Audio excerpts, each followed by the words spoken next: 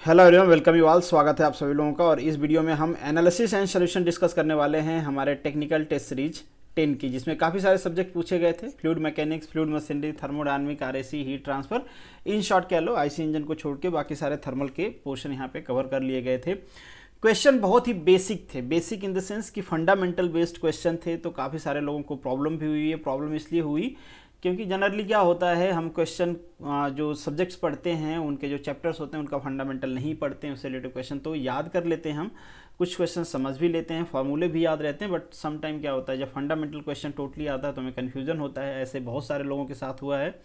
Message आया था कि उनके मार्क्स कम आ रहे हैं, फ्रस्ट्रेशन हो रहा है, क्या करना चाहिए। तो घबराइए नहीं, करते रहिए, इंप्रूवमेंट करने की कोशिश करना है। टेस्ट सीरीज से देखिए कहाँ पे गलतियाँ हो रही हैं, आपसे क्यों हो रही हैं, क्वेश्चन आपको क्यों नहीं आ रहा है, पढ़े नहीं हैं या फिर पढ़ के भी गलती कर रहे हैं। तो जो भी रीजंस है उसको इम्प्रूव करने की कोशिश करिए। स्टिल फंडामेंटल होने के बावजूद काफ़ी सारे लोगों ने बहुत अच्छा परफॉर्म किया है। तो आप लोगों से मुझे उम्मीद है कि आप लोग ऐसे ही परफॉर्म करते रहेंगे और तब तक करते रहेंगे जब तक कि सिलेक्शन नहीं हो जाता है। मतलब दोबारा पढ़ने लिखने से नाता जब तक टूट नहीं जाता है तब तक पढ़ते रहेंगे। यहाँ पे कुछ बीपीएससी के कैंडिडेट हैं, हो सकता है आप सभी डिप्लोमा होल्डर हो, मतलब डिप्लोमा किया हो आप लोगों ने, क्योंकि आपकी जो पोस्ट है वो डिप्लोमा लेवल की है। खैर ये सारे क्वेश्चन हम ये नहीं कह सकते कि डिप्लोमा लेवल की है। तो आप लोगों ने भी काफ़ी अच्छा परफॉर्म किया। इसी तरीके से आप लोग भी करते रहिए। और आपके एग्ज़ाम्स के भी अपडेट्स धीरे धीरे आ रहे हैं। मे भी एग्ज़ाम भी कंडक्ट हो अगर सिचुएशन थोड़ा सा ठीक हो तो। ये कुछ फीमेल कैंडिडेट हैं जिन्होंने अच्छा किया है। आप लोगों से भी यही उम्मीद है कि आप करते रहिए और सिलेक्शन ले लीजिए इस बार, फिर पता नहीं कब मौका मिले। अगर हम बात करें कि कितने लोग हैं किस एग्ज़ाम की प्रिपरेशन कर रहे हैं, तो उसकी बेसिकली यहाँ पे स्टैटिक्स मेंशन है। और एज यूजुअल जीपीएससी के लोग ज़्यादा हैं यहाँ पे, मतलब मोर देन 90% हैं। कैटेगरी की अगर हम बात करें तो कैटेगरी का भी स्टैटिक्स आप यहाँ पे देख सकते हो। हालांकि ये सारी चीज़ें बहुत ज़्यादा इंपॉर्टेंट है नहीं, आपके प्रिपरेशन से रिलेटेड नहीं है। अगर हम एवरेज मार्क्स की बात करें तो एवरेज मार्क्स है आपका 27 के आसपास। तो मतलब 27 से ज़्यादा स्कोर करो आप, क्योंकि एवरेज कैंडिडेट तो इतना ही स्कोर कर रहे हैं, आपको इससे ज़्यादा स्कोर करना है। ऊपर से यहाँ पे नेगेटिव मार्किंग इंक्लूड नहीं है, तो पता नहीं आप नेगेटिव करके कितना आपका आएगा। तो आपको एवरेज से ज़्यादा हमेशा रहना है, कोशिश करना है कि एवरेज से कम तो कभी भी ना रहें किसी भी हालत में। और ये बेसिकली वीडियो है जिसे देख के आप ये पता कर सकते हो कि आप कितने लोगों से पीछे हो या फिर कितने लोगों से आगे हो, जिधर से भी आप जानना चाहते हो। बेसिकली कंपटीशन में मैटर भी यही करता है कि आप जिस एग्ज़ाम की प्रिपरेशन कर रहे हो उसके जो आपके साथ के प्रिपरेशन करने वाले हैं, आपके कंपटीटर हैं, उनसे आप कितना आगे या पीछे होते हो। क्योंकि सिलेक्शन मेरिट बेसिस पे होने वाला है, तो ये बहुत ज़्यादा मैटर करता है। अब ये चार्ट देख लेते हैं। ये चार्ट मेरे हिसाब से है 45 to 50 के बीच में। अगर आपने स्कोर किया है तो आप एकदम से एक्स्ट्राऑर्डिनरी हो। अगर अपने से आपने किया है तो कोई भी चीटिंग वूटिंग नहीं चाहिए यहाँ पे। बाकी 41 to 40 फिर एक्सलेंट कैटेगरी है, ये आपकी वेरी गुड कैटेगरी है, ये आपकी गुड कैटेगरी है। और जैसे कि मैं हर बार कहता हूँ, इस बार भी वही कहूँगा कि आपको ट्राई करना है कि गुड कैटेगरी से ऊपर आप अपनी स्कोर मेंटेन करो। बहुत बड़ी बात नहीं है 30 मार्क्स से ऊपर स्कोर करना, इट्स नॉट टू बिग। क्योंकि आप अगर फंडामेंटल नहीं किए हो तो फिर ऐसे चांसेस होते हैं कि जहाँ पे कैलसी अलाउड नहीं होता है वहाँ पे फंडामेंटल क्वेश्चन पूछे जाने के चांसेस हों। वो तो अच्छा होता है कि रिपीटेड क्वेश्चन पूछ लेता है, आप लोग करके निकल लेते हो। बाकी रिपीटेड नहीं रहे, थोड़ा सा न्यू टाइप के क्वेश्चन पूछ लिए तो फिर लटक लोगे आप लोग। तो ट्राई करिए कि फंडामेंटल आपके क्लियर रहें और ज़्यादा से ज़्यादा प्रैक्टिस करिए। जो चीज़ मैंने आपको दिखाया वही यहाँ पे है। अगर आप मुझे पहली बार देख रहे हैं तो ज्वाइन कर लीजिए। ये मेरा टेलीग्राम चैनल है जहाँ पे मैं आपको जो भी लेक्चर्स में बनाता हूँ उसकी PDF आपको मिल जाती है। ये ग्रुप है, यहाँ पे आप अपने क्वेश्चन डिस्कस कर सकते हैं। बाकी आप मुझे इंस्टाग्राम, फेसबुक, ट्विटर, इन सारे प्लेटफॉर्म पे फॉलो कर सकते हैं। अब वीडियो को शुरू करते हैं। Educating today for better tomorrow. तो जो हमारा फर्स्ट क्वेश्चन है, water rises to the height h in the capillary tube. आपको पता है कैपिलरी एक्शन के बारे में आपने पढ़ा होगा। अप भी करता है, डाउन भी करता है, डिपेंड करता है कि क्या हो रहा है, कौन सा एक्शन हो रहा है। अगर फ्लूइड मैकेनिक्स आपने पढ़ा है, बेसिक है फ्लूइड मैकेनिक्स का। If the length of the capillary tube above the surface of water is made less than the h। आप कह रहे हैं कि जो कैपिलरी ट्यूब है उसकी हाइट ही कम है, जितना वो अप जा सकता है उसी से उसकी हाइट कम है। तो इनमें से कौन सा ऑप्शन सही है, आप समझ के देखिए कि मान लीजिए एक कैपिलरी ट्यूब है, यहाँ पे वाटर फिलअप है, ठीक है। अब जो यहाँ तक वाटर है, इसमें सपोज कर लीजिए कि यहाँ तक वाटर है। अब कैपिलरी एक्शन के थ्रू सपोज कर लीजिए कि ये वाटर अप हो सकता है यहाँ तक, इस हाइट तक, ये टोटल हाइट है h, यहाँ तक हो सकता है। बट जब आपकी जो ट्यूब की लेंथ है, ये जो हाइट है, मैक्सिमम हाइट ट्यूब की, इस h से कम है, इस h से कम है, तो उस केस में क्या होगा, क्या ये यहाँ से वाटर आएगा और फ्लो करना स्टार्ट कर देगा, या यहाँ तक अप होगा वहीं पे रुक जाएगा। इसको थोड़ा सा समझने की कोशिश करिए आप। यहाँ पे राइज क्यों हो रहा है, due to the adhesive forces, क्योंकि ये जो वाटर मॉलिक्यूल है या फिर किसी भी फ्लूइड का मॉलिक्यूल्स है और उसके जो वॉल है बेसिकली, जिस बर्तन में वो रखा हुआ है उसके वॉल, दो डिफरेंट मॉलिक्यूल हैं, दोनों के बीच में क्या लगेगा, एडहेसिव फोर्स लगेंगे। एडहेसिव फोर्स या फिर आप सिंपली कह लो सरफेस टेंशन। सरफेस टेंशन की वजह से ये क्या करता है, राइज करना शुरू करता है। अब सरफेस टेंशन या एडहेसिव फोर्स क्यों आया है, क्योंकि यहाँ पे एक वॉल का मॉलिक्यूल है और एक हमारे फ्लूइड का मॉलिक्यूल है। जैसे ये हाइट खत्म होगी, वॉल क्या हो जाएगी, खत्म हो जाएगी, वॉल खत्म हो जाएगी, एडहेसिव फोर्स खत्म हो जाएगा, एडहेसिव फोर्स खत्म हो जाएगा, फिर फोर्स आएगा नहीं, फिर कहाँ चढ़ेगा। मतलब समझ लीजिए ये बंदर है, अगर आप इस बंदर को कहो भैया ये पेड़ की हाइट ये है, आपको यहाँ तक चढ़ना है, वो कैसे चढ़ेगा यार, नहीं चढ़ सकता ना। उसी तरीके से जब यहाँ पे जिस कॉजेस से वो चढ़ रहा था वो कॉज ही खत्म हो गया, जब कॉज खत्म हो गया तो ऊपर कहाँ से जाएगा, तो इन शॉर्ट यहाँ तक चढ़ेगा, उसके बाद वो क्या हो जाएगा, स्टे हो जाएगा। Water rises up the top of the capillary tube and stay there without overflowing. Overflow क्यों करेगा, अगर उसको ऊपर चढ़ने का चांस ही नहीं है, जो कारण है वही खत्म हो गया, तो ओवरफ्लो कैसे करेगा। और सिंपल फॉर्मूला भी आप लोगों को पता है, H इक्वल टू क्या होता है, 4 sigma cos theta divided by rho D G, एक कैपिलरी एक्शन का फॉर्मूला होता है। और यहाँ पे जब सरफेस टेंशन खत्म हो गया, मतलब जीरो हो गया, जैसे ये वॉल खत्म हो गई तो फिर हाइट उसके ऊपर चढ़ेगी नहीं, ठीक है। नेक्स्ट जो आपका क्वेश्चन है, a fluid is streamline flow across the horizontal pipe of the variable area of cross section for this which of the following statement is correct. इनमें से कौन सा स्टेटमेंट करेक्ट है, तो जो करेक्ट है मैं वही पढ़ के बता देता हूँ क्यों करेक्ट है। The velocity is maximum at the narrowest part of the pipe and pressure is maximum at the widest। यहाँ पे थोड़ा सा डैश हो गया है, आई थिंक सो कि इससे ज़्यादा कैपेबिलिटी नहीं होगी इनके लिखने की, दैट्स वाई ऐसा हुआ होगा, ठीक है। देखो नैरो पाइप पे अगर वेलोसिटी बढ़ती है तो बढ़नी भी चाहिए, हमको पता है कंटिन्यूटी इक्वेशन। कंटिन्यूटी इक्वेशन किसकी बात करता है, मास फ्लो रेट की, ठीक है। मास फ्लो रेट कांस्टेंट रहेगा। अब एक चीज़ घट रहा है, अगर एरिया घट रही है तो वेलोसिटी तो बढ़नी चाहिए, बहुत ही सिंपल चीज़ है, ठीक है। बर्नौली इक्वेशन एक और कहता है कि किसी भी क्रॉस सेक्शन पे क्या होगी, टोटल एनर्जी कांस्टेंट होगी अगर हम फ्रिक्शन या विस्कस फोर्स को निगलेक्ट कर देते हैं, या फिर कह देते हैं जो फ्रिक्शन लॉसेस है वहाँ पे निगलेजिबल है, क्योंकि बर्नौली इक्वेशन में आपने देखा होगा हम फ्रिक्शन लॉसेस को कंसीडर नहीं करते, प्रेशर एनर्जी को कंसीडर करते हैं, कैनेटिक एनर्जी को कंसीडर करते हैं और हम हेड को कंसीडर करते हैं, ठीक है। तो जो टोटल एनर्जी होगी किसी भी सेक्शन ऑफ पाइप पे वो कांस्टेंट होगी। अगर कांस्टेंट होगी और कैनेटिक एनर्जी आपकी बढ़ती है, वेलोसिटी बढ़ती है, वेलोसिटी बढ़ेगी तो आपकी कैनेटिक एनर्जी बढ़ेगी। कैनेटिक एनर्जी अगर बढ़ती है तो आपकी जो प्रेशर एनर्जी होगी वो क्या होनी चाहिए, डिक्रीज होनी चाहिए, क्योंकि जो हेड होगा, मान लीजिए पाइप इस तरीके से गई है, हेड को हम मान के चल रहे हैं कि end of the pipe and outlet of the pipe is same, ठीक है। हेड में कोई चेंज नहीं है। अगर इस टाइप से होता तो there is a change of head also, but यहाँ पे हम एज्यूम करके चल रहे हैं हेड में कोई चेंजेस है नहीं बेसिकली, ठीक है, ऐसा कुछ कहा नहीं गया है, ओके। तो क्या हो जाएगा यहाँ पे, कैनेटिक एनर्जी बढ़ेगी, आपकी प्रेशर एनर्जी घटेगी। कहाँ पे भाई, कहाँ पे, जहाँ पे पाइप क्या होगी, नैरो होगी, एरिया घटेगी, वेलोसिटी बढ़ेगी, कैनेटिक एनर्जी बढ़ेगी, प्रेशर एनर्जी घटेगी। जहाँ पे वाइडेस्ट होगा वेलोसिटी घटेगी, क्योंकि एरिया वहाँ पे बढ़ गई, वेलोसिटी घट जाएगी, कैनेटिक एनर्जी घट जाएगी, प्रेशर एनर्जी बढ़ जाएगी। बहुत ही सिंपल, तो ऑप्शन आपका हो जाएगा बी। नेक्स्ट जो क्वेश्चन है, wettability of the surface by the liquid depend upon. Wettability किस चीज़ पे डिपेंड करती है, पहले तो ये समझ लो आप कि दो फोर्स होते हैं, दोनों के नाम आप लोगों ने सुने होंगे। एक होता है कोहेसिव फोर्स, एक होता है एडहेसिव फोर्स, ठीक है। कोहेसिव फोर्स क्या होता है, इंट्रामोलिकुलर होता है, मतलब विद इन द मॉलिक्यूल्स लगता है। अगर मान लीजिए सेम सब्सटेंस है, उनके दो मॉलिक्यूल के बीच में जो फोर्सेस लग रहे हैं उन्हें हम कहते हैं कोहेसिव फोर्सेस, ठीक है। अगर मान लीजिए इस वॉल और इस मॉलिक्यूल के बीच में, मतलब वॉल का मॉलिक्यूल अलग है, इसका मॉलिक्यूल अलग है, इन दोनों के बीच में जो फोर्स लगता है उसे हम कहते हैं एडहेसिव फोर्सेस, ठीक है।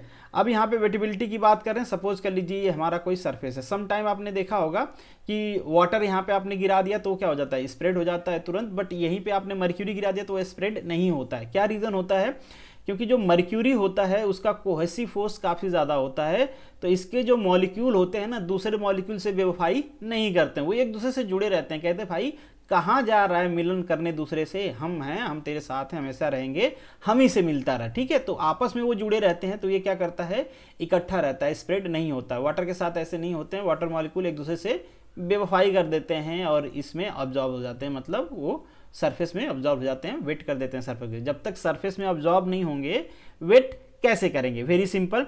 बट यहाँ पे ये सारी चीज़ें तो दिख नहीं रही हैं, तो ये एंगल आप कहाँ से आ गया, तो एंगल बेसिकली होता है, अब देखो एडेसिव फोर्स तो है वहां पे, बट एडेसिव फोर्स की डिग्री कितनी है, कितना ज्यादा एडेसिव फोर्स है उस मैटर पे भी डिपेंड करेगा कि कितना वो स्प्रेड होगा, कितना वो वेट करेगा, उसकी वेटेबिलिटी प्रॉपर्टी क्या है, इस पे ये किस पे डिपेंड करेगा कि ये एडेसिव फोर्स कितना ज्यादा, जितना ज्यादा एडेसिव फोर्स है उतना ही जल्दी वो एब्जॉर्ब हो जाएगा। जैसे वाटर डाल दो आप, ऑयल डाल दो, दोनों की वेटेबिलिटी क्या होगी, अलग होगी।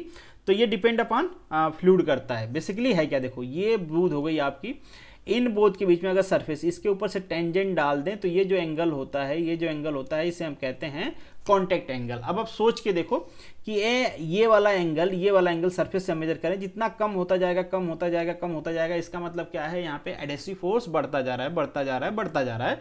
और ये क्या हो जाएगा भाई, ये जीरो हो गया, ये टोटल वेट कर देगा, ये मतलब पूरा सरफेस में एब्जॉर्ब हो जाएगा। इकट्ठा होने के चांसेस कितना है, एंगल जितना बढ़ता रहेगा ये कांटेक्ट क्या होगा, एरिया ऑफ कांटेक्ट उतना कम होता रहेगा कम होता रहेगा, और ये पूरा इकट्ठा रहेगा। जैसे आप लोग कभी सैलून गए होंगे तो अगर आप वो सब करवाते हो तो देखा होगा आपने, आपके फेस पे एक क्रीम लगाते हैं, वो लोग किस पर्पज से लगाते हैं आई डोंट नो एग्जैक्टली, ठीक है, मतलब कुछ करते रहते लगाते हैं, तो देखते हो कि आप जब वो सूख जाता है उसको खींचते हैं वो धीरे धीरे निकल जाता है, ठीक है, निकल जाता है। क्यों निकल जाता है, क्योंकि उसका कोहेसिव फोर्स ज़्यादा होता है।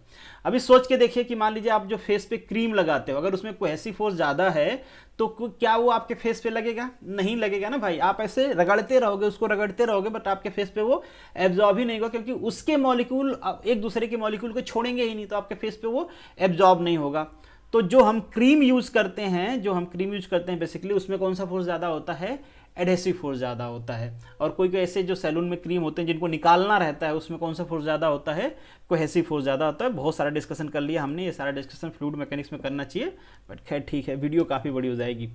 नेक्स्ट जो आपका क्वेश्चन है बहुत ही सिंपल है, बहुत ज़्यादा डिटेल में मैं नहीं जा रहा हूँ। आप सभी लोगों को पता है कि अगर जिसकी डेंसिटी ज़्यादा है वो अप होगा, जिसकी डेंसिटी कम है वो डाउन होगा। क्यों कम होगा यार, कम डाउन क्यों होगा, क्योंकि फोर्स लगता है ना भाई, ग्रेविटेशनल फोर्स लगता है ना, जिसका वेट ज़्यादा होगा वो नीचे जाएगा, क्योंकि ग्रेविटेशनल फोर्स ज़्यादा स्ट्रॉन्ग उस पर लगेगा, ठीक है।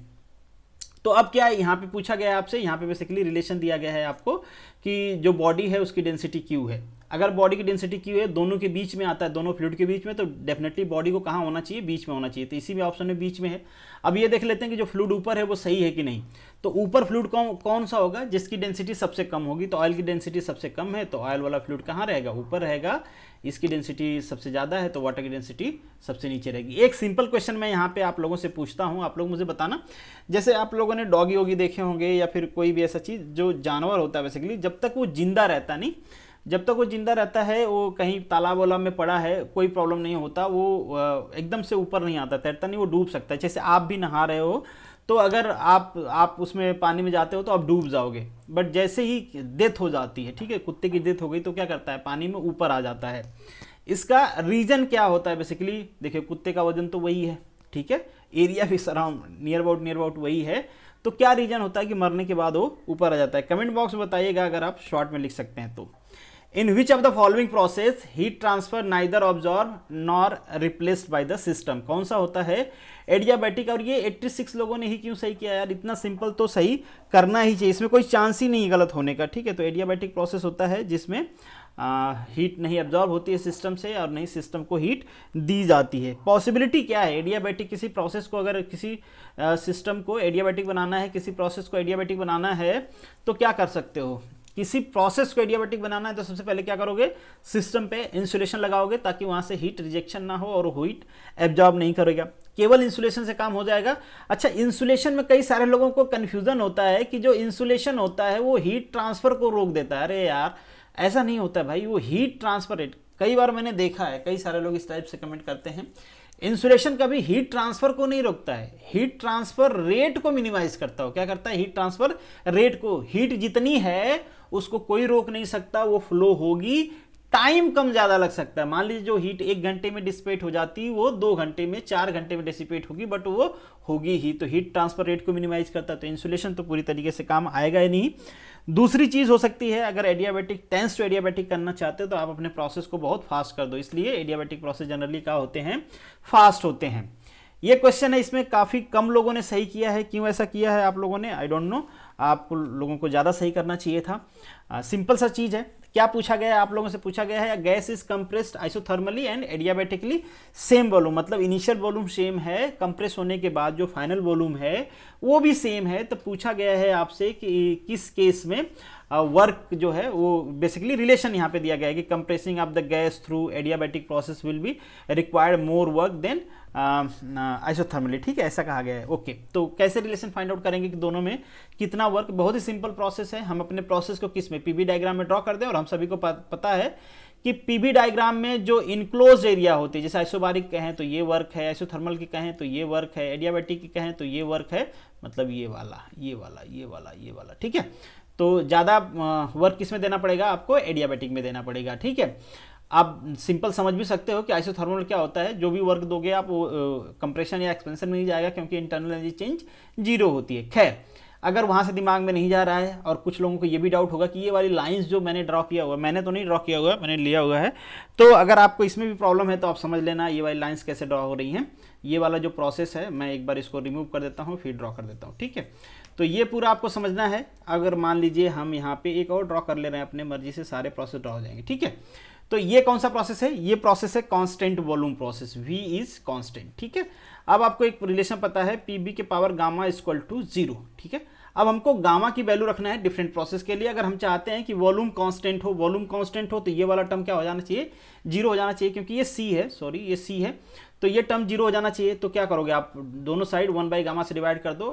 मैक्सिमम लोगों को ये सारी चीज़ें पता होगी, इसलिए मैं जल्दी बता रहा हूँ, क्योंकि बाकी जिन लोगों को पता है उनका टाइम खराब ना हो। तो ठीक है, गामा से डिवाइड कर देंगे तो ये क्या हो जाएगा? P 1/गामा, V के पावर गामा खत्म हो जाएगा, इक्वल टू C।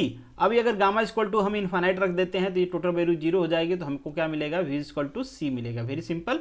तो हम यहाँ पे लिख सकते हैं गामा इक्वल टू इन्फाइनाइट है। मैं बस 2 का लिख रहा हूँ, बाकी 2 का आपको ऑटोमेटिकली समझ में आ जाएगा। कांस्टेंट प्रेशर प्रोसेस है तो P V के power gamma equal to C है। कांस्टेंट प्रेशर लिखना है तो गामा को 0 रख दो, ये एलिमिनेट हो जाएगा, तो P इक्वल टू क्या आ जाएगा? वेरी सिंपल, C आ जाएगा। तो यहाँ के लिए हम कह सकते हैं कि गामा की वैल्यू क्या है? 0 है। अब हमको पता है यहाँ के लिए गामा की वैल्यू इन्फाइनाइट, यहाँ के लिए गामा की वैल्यू 0, तो इधर से नंबर कम होंगे ना, मतलब ऐसे होगा। फिर इन्फाइनाइट के बाद मान लो 2, 4, 10, अरे सॉरी 2 आ गया, फिर 1 आएगा, फिर 1 से कम आएगा, फिर 1 से कम आएगा, फिर इधर 0 हो जाएगा, मतलब इधर से टर्म स्टार्ट होंगे। गामा की वैल्यू फॉर एडियाबेटिक प्रोसेस 1.4। अगर हम एयर लेते हैं तो डिपेंड करता है, सब्सटेंस पे अलग अलग होता है, बट एज्यूम कर लेते हैं, चलिए एयर। आइसोथर्मल के लिए इसकी वैल्यू क्या होगी? अगर प्रोसेस आइसोथर्मल होना चाहिए तो PV इक्वल टू C। अगर हम गामा की वैल्यू 1 रख दें तो PV equal to C। Isothermal PV equal to nRT, isothermal होता है तो ये कांस्टेंट हो जाता है, तो PV इक्वल टू कांस्टेंट। तो फॉर आइसोथर्मल प्रोसेस गामा की वैल्यू क्या हो जाएगी? 1 हो जाएगी।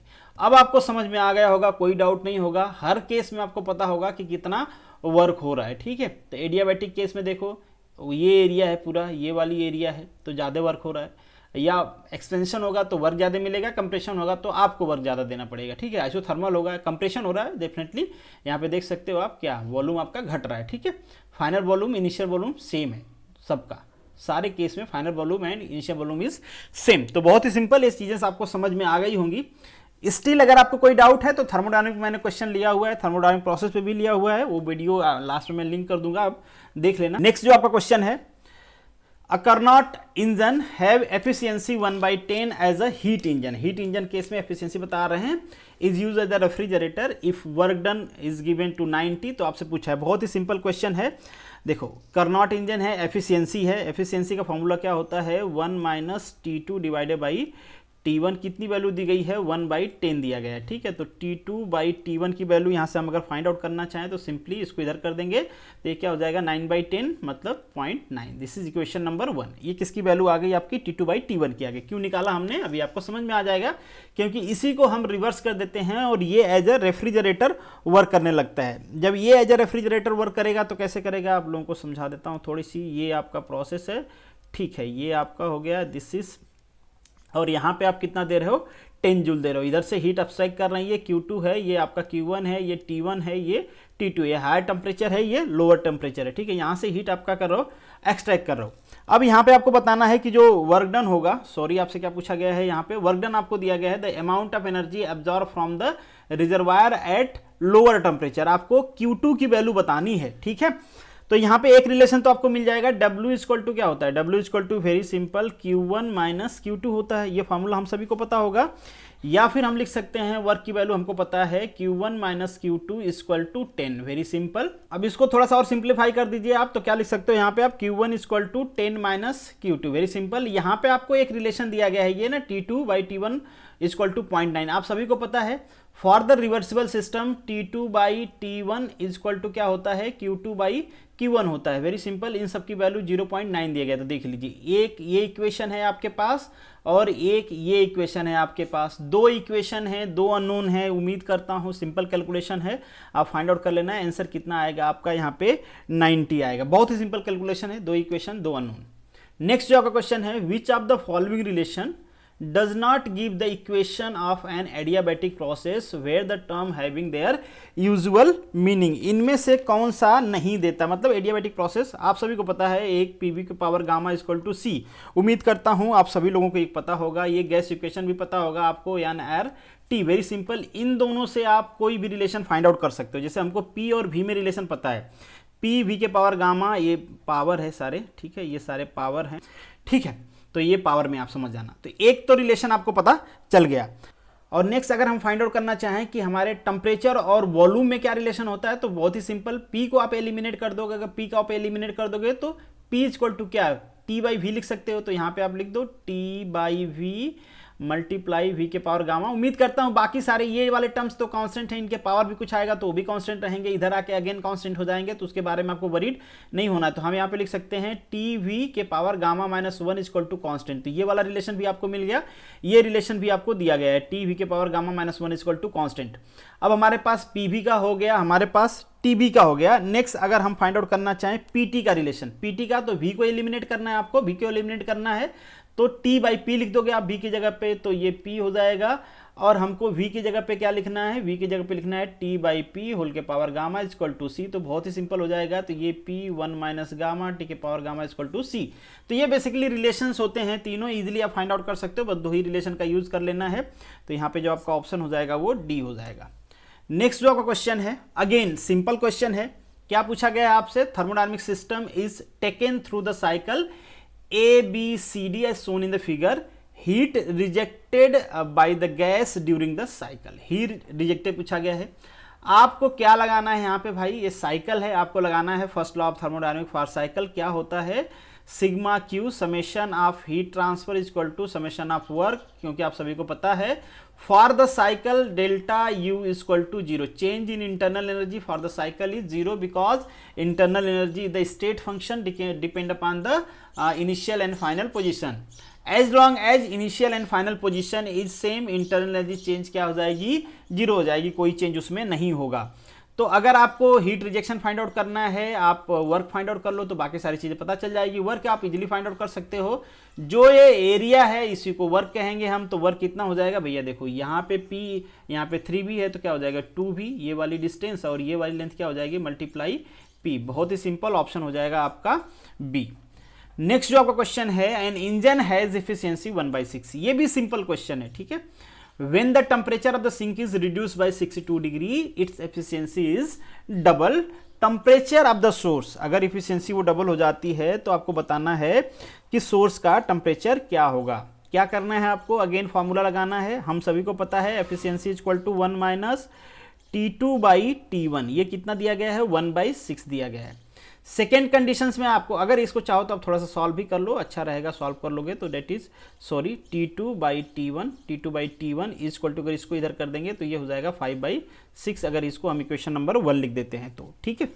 नेक्स्ट ये कंडीशन कह रहे हैं, कंडीशन ये कह रहे हैं कि जो आप इसको उसमें से 62 माइनस कर देते हो, किस में से, सिंक में से मतलब इसमें से माइनस कर देते हो आप, तो आपका जो इक्वेशन आ जाएगा यहाँ पे, इक्वेशन आ जाएगा T2, मतलब यही वाला लिखना है आपको। अगेन अगर आप लिखना चाहते हो तो लिख लीजिए 1 माइनस, यहाँ पे आपको लिखना है T2 minus 62 divided by T1 is equal to, ये 2 टाइम्स हो जाता है तो 2 का मल्टीप्लाई कर दिए तो ये 2/6 हो जाएगा।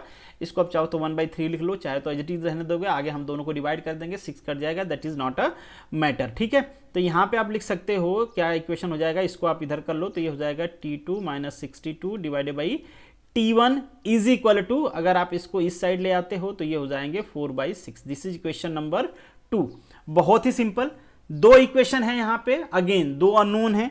इजी होगा सॉल्व करना, मुझे नहीं लगता है कि बहुत टफ होगा आपको इसको सॉल्व करना, इजीली आप सॉल्व कर पाओगे कहीं से भी। यहाँ से आप T1 की वैल्यू आपको क्या फाइंड आउट करना है, बेसिकली आपको temperature of source find out करना है, मतलब T1 फाइंड आउट करना है। T2 की वैल्यू यहाँ से इसमें सब्स्टिट्यूट कर दो, इसको आप सॉल्व कर लोगे। फाइनली जो हमें T1 की वैल्यू मिलेगी that is equal to 372 kelvin, और अगर इसको हम डिग्री सेंटीग्रेड में कन्वर्ट कर देंगे तो आपको मिलेगा 99, क्योंकि 273 होता है तो 99 बचेगा। ठीक है, बहुत ही सिंपल क्वेश्चन था, कोई डाउट नहीं है। हाँ, कुछ लोगों को यहाँ पे ये डाउट हो सकता है कि हम केल्विन, देखो ये जो टेम्परेचर होता है वो केल्विन में होता है, आप कहोगे इसको केल्विन में चेंज क्यों नहीं किए, क्योंकि जब हम माइनस करते हैं तो आप चाहे प्लस माइनस जब आप करते हो तो उसमें ऐड करके सब्सट्रैक्ट करके आप करोगे तो कोई फर्क पड़ने वाला है नहीं। नेक्स्ट जो का क्वेश्चन है, विच of the following process is the reversible process. यहाँ पे आंसर दिया गया है आइसोथर्मल कंप्रेशन प्रोसेस। क्यों होगा आइसोथर्मल कंप्रेशन प्रोसेस रिवर्सिबल, पहले आपको ये समझना है कि रिवर्सिबिलिटी की क्राइटेरिया क्या होगी। रिवर्सिबिलिटी की क्राइटेरिया मैंने बहुत अच्छे से काफ़ी डीप में कितने टाइप्स की इनरिवर्सिबिलिटी होती है, उनका कारण क्या क्या होता है, ये सारे थर्मोडायनामिक की इंटरव्यू सीरीज में डाला हुआ है। I think so second lecture होगा इंटरव्यू सीरीज का, जरूर देखिए, आपका ज्ञान बढ़ेगा। जो लोगों ने गलत किया उससे तो काफ़ी सारे लोगों ने इसको सही किया हुआ है। तो ये देखिए, ये क्या है, हीट ट्रांसफर है, तो हीट ट्रांसफर होगा मतलब वहाँ पे थर्मल इक्विलिब्रियम नहीं होगा। थर्मोडायनामिक इक्विलिब्रियम होना चाहिए अगर आपका प्रोसेस रिवर्सिबल है। थर्मोडायनामिक इक्विलिब्रियम मतलब thermal equilibrium, mechanical equilibrium and chemical equilibrium. कोई रिएक्शन नहीं होना चाहिए वहाँ पे, कोई टेम्परेचर डिफरेंस नहीं होना चाहिए, कोई फोर्स या टॉर्क नहीं होना चाहिए, ये सारा चीज़ नहीं रहेगा तभी वो थर्मोडायनामिक इक्विलिब्रियम में रहेगा। और इसमें सबसे आइडियल है आइसोथर्मल प्रोसेस। इसके अलावा जो भी प्रोसेस हैं यहाँ पे वो आइडियल नहीं है, हालांकि ये भी आइडियल नहीं है, बट खैर ठीक है, जितना हद तक हम पॉसिबल मान सकते हैं उतना हद तक है। The temperature of the source and sink of the heat engine is given to you that is 170 degree. Again यहाँ पे जो ये है ये जीरो नहीं है, डिग्री है, 227 respectively, and the inventor claim that efficiency is 26। Again इसको भी काफ़ी सारे लोगों ने सही किया है, बट उम्मीद रखता हूँ कि ऐसे क्वेश्चन को हर लोग सही किए हैं क्योंकि ये सिंपल क्वेश्चन है। इन्वेंटर साहब जो क्लेम कर रहे हैं हम भी एक बार वेरीफाई कर लें। हम सभी को पता है कि कार्नोट इंजन से ज़्यादा एफिशिएंसी किसी इंजन की हो नहीं सकती, या तो हम ये कह लें कि रिवर्सिबल इंजन से ज़्यादा एफिशिएंसी किसी इंजन की नहीं हो सकती। रिवर्सिबल इंजन की एफिशिएंसी का फॉर्मूला क्या होता है, यही वाला होता है, किसी को कोई डाउट है नहीं है। 1 माइनस ये क्या है, ये है 127, ठीक है, मतलब हम केल्विन में इसको कन्वर्ट कर लेते हैं तो ये हो जाएगा 400 केल्विन डिवाइडेड बाई 300 केल्विन, ये सारा कैंसिल आउट हो जाएगा। एफिशिएंसी कितना आ जाएगी आपका 25%। इन्वेंटर साहब क्या कह रहे हैं कि 26%। नहीं भैया, इससे ज़्यादा एफिशिएंसी हो ही नहीं सकती, आपने कैसे इतना क्लेम कर दिया है। नेक्स्ट जो क्वेश्चन है, विच of the following is not a thermodynamical function. इनमें से कौन सा नहीं है, बाकी सारी प्रॉपर्टी आपको दिख रही हैं, वर्क डन नहीं है। देखो प्रॉपर्टी का यूज क्या होता है, property is define the thermodynamic state. कहीं आपने देखा है वर्क थर्मोडायनेमिक स्टेट को एक्सप्लेन करता है, नहीं करता है, ठीक है। नेक्स्ट जो आपका क्वेश्चन है, first law of thermodynamic is the consequences of the conservation of energy. क्यों भाई 76% लोगों ने ही क्यों सही किया है, कंफ्यूजन की वजह से ना। आप कहोगे कि वर्क भी एनर्जी है, हीट भी एनर्जी है, इसलिए ऑल कर देते हैं। भैया थर्मोडायनेमिक फर्स्ट लॉ कभी ये नहीं कहता है कि वर्क कंजर्व रहेगा, कभी वो ये नहीं कहता हीट कंजर्व रहेगी। This is the form of energy, ठीक है, ये दोनों कंजर्व नहीं रहेंगे। ऐसा नहीं कि वर्क जो है यहाँ पे आगे भी वही रहेगा, ये कहता है एनर्जी कंजर्व रहेगी, जो फॉर्म है वो ट्रांसफर होता रहेगा। और ट्रांसफर होगा अगर आप कह लो कि वर्क कंजर्व हो जाए, यार पॉसिबल ही नहीं, फिर तो इतने सारे जो झंझट है हमारा वो खत्म ही हो जाए, ठीक है। तो ये नहीं है, हम वर्क एक जगह से दूसरे जगह ट्रांसपोर्ट करते रहें, एक वर्क को दूसरे वर्क में ट्रांसमिट करते रहें, कोई प्रॉब्लम ही नहीं है, ठीक है। तो ये एनर्जी के बारे में बात करते हैं, तो आप भी एनर्जी के बारे में बात करिए कि जो टोटल एनर्जी है दैट शुड बी कंजर्व, ठीक है। उसका जो फॉर्म है वो चेंज होता रहेगा, और फॉर्म बहुत मैटर करता है चेंज होना। वर्क हाई ग्रेड एनर्जी है, हीट आपकी लो ग्रेड एनर्जी है। हाई ग्रेड एनर्जी को सिंपल भाषा में समझ लो, हाई ग्रेड एनर्जी को लो ग्रेड एनर्जी में आप कन्वर्ट कर सकते हो मैक्सिमम एफिशिएंसी के साथ, वहीं पे लो ग्रेड एनर्जी को हाई ग्रेड एनर्जी में आप कन्वर्ट नहीं कर सकते, ठीक है। मैक्सिमम एफिशिएंसी के साथ नहीं कर सकते, बाकी तो करते ही हैं, हीट से हम वर्क तो लेते ही हैं। विच of the following statement is correct for any thermodynamic system. इनमें से कौन सा करेक्ट है।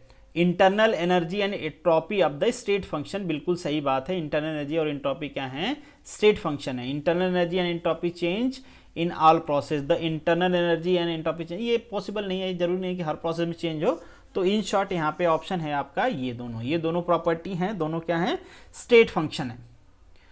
Which statement is incorrect, incorrect बताना है आपको। All reversible cycle have same efficiency, भाई ऐसा नहीं है, रिवर्सिबल साइकिल सेम एफिशिएंसी होंगी if they are working within the same temperature limit, या फिर उनके सोर्स और सिंक का टेम्परेचर सेम है तभी सेम रहेगा। बाकी रिवर्सिबल साइकिल है मोर एफिशिएंसी देन रिवर्सिबल, बिल्कुल सही बात है। कार्नोट मैक्सिमम सही बात है।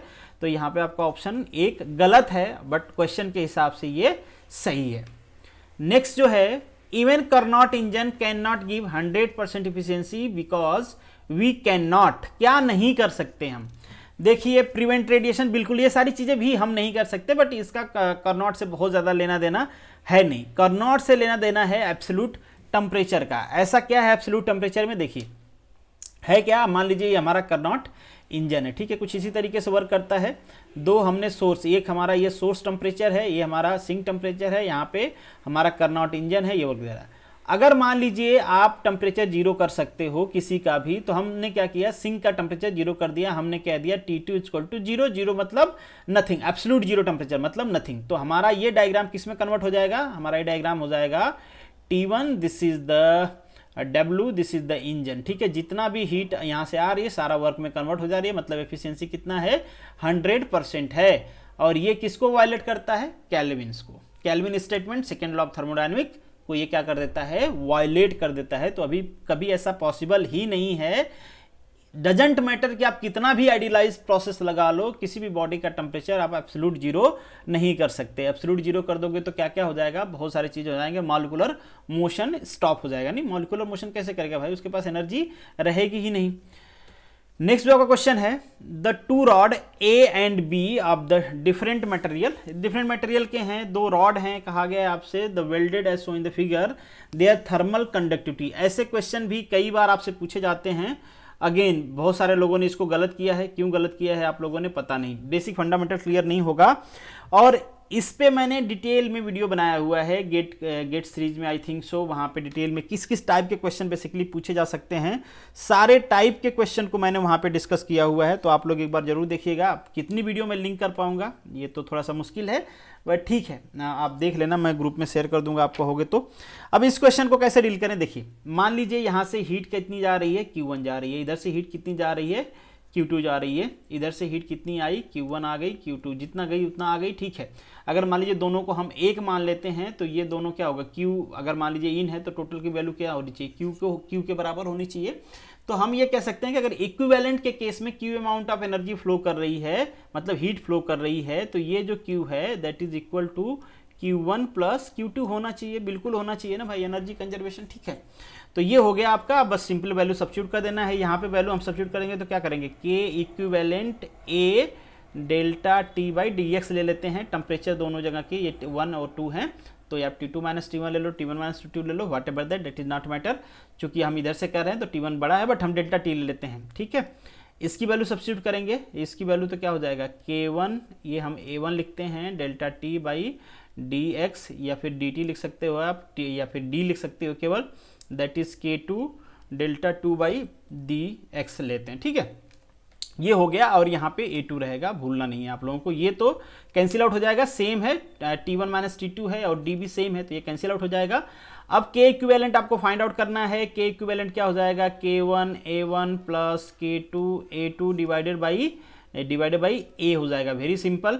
अब ये क्रॉस सेक्शन एरिया है, आप देख रहे हो, ये क्रॉस सेक्शन एरिया की ये बात कर रहे हैं। ये क्रॉस सेक्शन एरिया हाफ इस पोर्शन में है, हाफ इस पोर्शन में है, तो हम ये कह सकते हैं कि A1 इक्वल टू A2 हो जाएगा बेसिकली। और इन दोनों को जो आप ऐड कर दोगे A1 A2, तो ये किसके बराबर हो जाएंगे भैया, A के बराबर हो जाएंगे, बिल्कुल सही है। अगर हम एरिया A ले लेते हैं सपोज, तो ये A के बराबर हैं, तो ये 2A के बराबर हो जाएगा। तो सिंपली अगर हम ये यहाँ से कॉमन ले लें तो ये कैंसिल आउट हो जाएगा, नीचे क्या आ जाएगा, 2 हो जाएगा, क्योंकि टोटल इक्विवेलेंट मतलब ये दोनों एरिया है, तो वैल्यू क्या आ जाएगी आपकी, K1 प्लस K2 बाई 2 आ जाएगी, बहुत ही सिंपल। अब ये अगर ये पैरेलल कनेक्शन है, अगर ये सीरीज में ऐसे ना करके इसको ऐसे ऐड कर दिया जाए तो क्या वैल्यू होगी, वो आपको फाइंड आउट करना है। उसको भी सिमिलर, मतलब सेम करंट दोनों में फ्लो करेगी, दोनों में जब सेम करंट फ्लो करेगी तो अगेन आप इक्विवेलेंट फाइंड आउट कर सकते हो। उसकी इक्विवेलेंट फाइंड आउट करोगे तो क्या आएगा, 2K1 K2 by K1 plus K2, ध्यान रखना ये आएगा।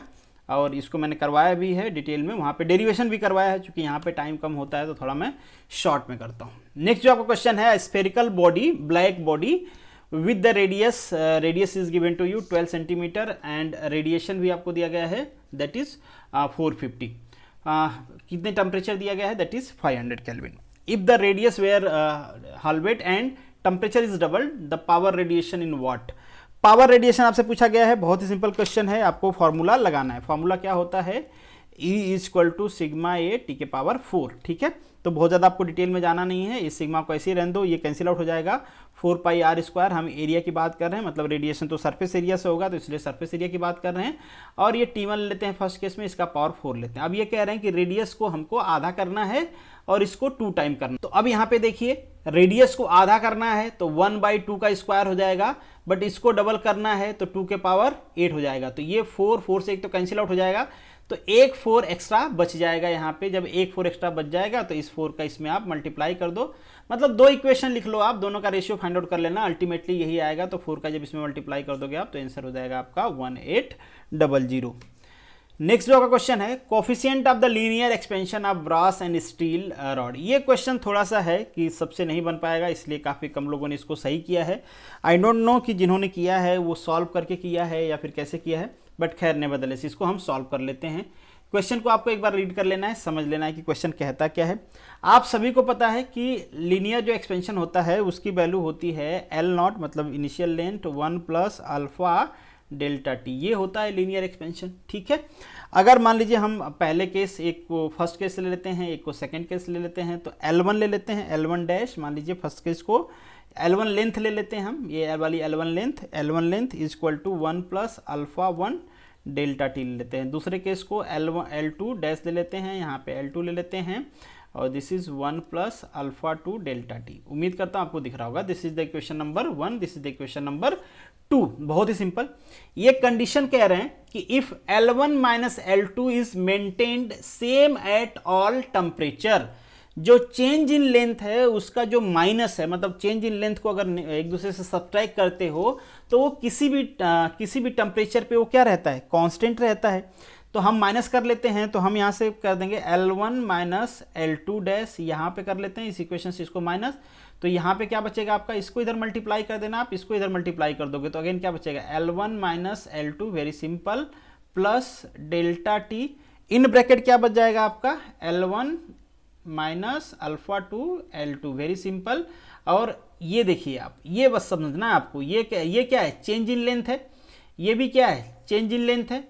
ये कह रहे हैं कि जो दोनों का माइनस है ये हमेशा क्या रहेगा, कांस्टेंट रहेगा, दे मेंटेन द सेम। तो ये इधर से माइनस हो जाएगा, तो दिस माइनस दिस हमेशा कांस्टेंट रहेगा, एक ही रहेगा, इसलिए इन दोनों की वैल्यू क्या हो जाएगी, 0 हो जाएगी। तो हम यहाँ पे लिख सकते हैं 0 delta T alpha 1 L1 plus minus alpha 2 L2। अब तो क्वेश्चन आपसे बन गया होगा, ये इसको इधर डिवाइड कर देंगे, 0 हो जाएगा ये भी। तो अब आपको simply alpha 1 L1 equal to alpha 2 L2 वाला रिलेशन मिल जाएगा। तो यहाँ पे रिलेशन हो जाएगा आपका D, ठीक है, ये इक्वलिटी का साइन है।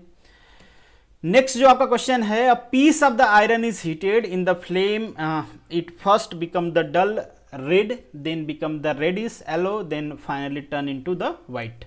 The correct explanation of the above possible, क्या कौन सा करेक्ट एक्सप्लेनेशन है इसका, that is Wien's displacement law. जो आपका कलर होता है that will depend upon the wavelength. बहुत ही सिंपल, ये मैं आपको दिखा देता हूँ, ये है बेसिकली विंस डिस्प्लेसमेंट लॉ। अब ये देख के बहुत सारे लोग कंफ्यूज होते हैं, देखिए ध्यान दीजिएगा, जैसे जैसे वेवलेंथ बढ़ती जा रही है, जैसे जैसे वेवलेंथ बढ़ती जा रही है, जो मैक्सिमम रेडिएशन है, ये है आपका मैक्सिमम रेडिएशन, ये शॉर्टर वेवलेंथ की तरफ शिफ्ट हो रहा है। किधर शिफ्ट हो रहा है, शॉर्टर वेवलेंथ। देखो ये जो वेवलेंथ है, वेवलेंथ इधर मेजर कर रहे हैं ना हम, ये वाली जितना जैसे जैसे आगे बढ़ते जाओगे वेवलेंथ बढ़ती जा रही है, तो यहाँ पे वेवलेंथ छोटी होगी, उससे बड़ी, उससे बड़ी, उससे बड़ी, उससे बड़ी। तो देखो जैसे जैसे आप क्या करते हो, टेम्परेचर बढ़ाते जाते हो, तो वो क्या है, जो रेडिएशन है आपका वो शॉर्टर वेवलेंथ के थ्रू शिफ्ट होता जाता है, ठीक है। तो ये तो है विंस डिस्प्लेसमेंट लॉ। अब इसका कलर से क्या लेना देना है, इसका कलर से ये लेना देना है कि जैसे जैसे टेम्परेचर बढ़ता जाता है वेवलेंथ छोटी होती जाती है, वेवलेंथ छोटी होती जाती है। तो आप देख लो, पहले रेड था, वेवलेंथ ज़्यादा है, टेम्परेचर बढ़ गया, येलो हो गया, तो वेवलेंथ क्या हो गई, कम हो गई। ये कौन एक्सप्लेन कर रहा है भाई? एक्सप्लेन कर रहा है आपका विन्स डिस्प्लेसमेंट लॉ, क्योंकि यही रिलेशन बताते हैं वेवलेंथ और टेम्परेचर में। यही भाई साहब ने कहा था कि delta M T equal to constant, मतलब वेवलेंथ और टेम्परेचर का रिलेशन किस भाई साहब ने बताया था? विन्स साहब ने। तो विन्स साहब ही इसको एक्सप्लेन कर रहे हैं। नेक्स्ट जो क्वेश्चन है, radiation from which the following source approximate black body radiation. क्या है, कौन सा इसमें से black body radiation? Black body का मतलब क्या होता है? Black body is that body on which the all incidence radiation should be absorb. सारी रेडिएशन जो आ रही हैं वो एब्जॉर्ब हो जानी चाहिए, मतलब उसकी एब्जॉर्बिविटी क्या होती है? 1 होती है। इंसिडेंस रेडिएशन सारी एब्जॉर्ब हो जाती हैं। अब सपोज कर लीजिए यहाँ पे कोई टीनी होल है, ठीक है, ये रहा आपका टीनी होल से कोई रेडिएशन अंदर आई, ठीक है, टक्कर मारी इधर गई, फिर टक्कर मारी इधर गई, फिर टक्कर मारी इधर गई, मतलब रिफ्लेक्शन। टक्कर मीन्स रिफ्लेक्शन, ठीक है। तो यहाँ पे कौन सा प्रिंसिपल आ गया? Multiple reflection. तो टीनी होल में अगर कोई रेडिएशन आई है, कोई इंसिडेंस रेडिएशन है, तो मल्टीपल रेडिएशन रिफ्लेक्शन के थ्रू वो क्या हो जाएगी? एब्जॉर्ब हो जाएगी, मतलब वो बाहर नहीं जा पाएगी। तो that will behave like a black body, ठीक है। ब्लैक बॉडी की तरह वो बिहेव करने लगेगी। जब ब्लैक बॉडी की तरह बिहेव करें तो उसका रेडिएशन भी ब्लैक बॉडी की तरह हो जाएगा। तो a hole is cavity maintain at the constant temperature, ठीक है। तो ऑप्शन हो जाएगा आपका डी। नेक्स्ट जो क्वेश्चन है, the presence of the gravitational field is required for the heat transfer by. काफी सारे लोगों ने सही किया है, बिल्कुल। तो ग्रेविटेशनल फील्ड का क्या लेना देना है यहाँ पे? ग्रेविटेशनल फील्ड मतलब ग्रेविटेशनल फोर्स की बात कर रहे हैं ये यहाँ पे। ग्रेविटेशनल फोर्स किसको इफेक्ट करेगा? देखिए, कंडक्शन क्यों होता है? Free electron and lattice vibration. Gravitation का कोई खास रोल है नहीं वहाँ पे, मतलब कोई रोल नहीं है, ठीक है। दूसरा जो है आपका लिक्विड जो है, अगर स्टर कर रहे हो आप, तो आपके जो स्टर कर रहे हो उसके वजह से जो फोर्स है उसके वजह से मोशन हो रहा है यहाँ पे। रेडिएशन को भैया किसी से लेना देना नहीं है, ये तो वैक्यूम में भी होते हैं। तो बच्चा नेचुरल कन्वेक्शन क्या होता है? आपने देखा होगा कि चूंकि जो मॉलिक्यूलर मोशन है यहाँ पे, मॉलिक्यूलर का कुछ वेट तो होगा, तो डाउनवर्ड डायरेक्शन में क्या लग रहा होगा? ग्रेविटी लग रहा होगा, ठीक है। तो इसके मोशन को चूंकि ये मूव करेगा तभी तो हीट ट्रांसफर करेगा, ठीक है।